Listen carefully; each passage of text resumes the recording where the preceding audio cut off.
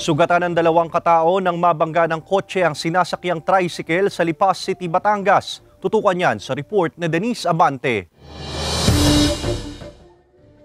Nakatagilid sa kahabaan ng JP Laurel Highway sa Barangay Balintawak, Lipas City ang isang tricycle nang madatnan ng mga rumespondeng otoridad alas 12 ng hating gabi kagabi. Sa investigasyon ng pulisya galing sa sitio San Nicolas sa Barangay Balintawak ang dalawang biktimang lula ng tricycle at nag-U-turn patungo sa Barangay San Carlos ng kaparehong lungsod nang mangyari ang insidente. Tingin ng pulisya posibleng hindi napansin ng driver ng kotse ang tricycle kaya ito nabangga. Medyo may kabilisan lang. Pagka U-turn, edi nag-U-turn siya, nagdire-diretso naman tong kotse kaya nabangga. Ayon sa ay under influence daw ng liquor.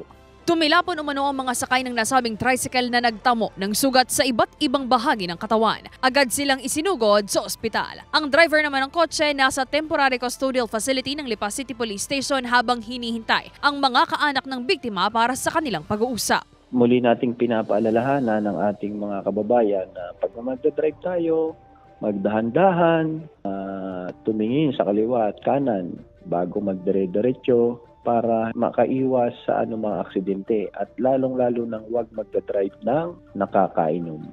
Sinisika pa ng GMA Regional TV Balitang Southern Tagalog na makuhanan ng pahayag ang pamilya ng mga biktima at ang driver kasama si J. R. Manjares. Denise Abante, Balitang Southern Tagalog.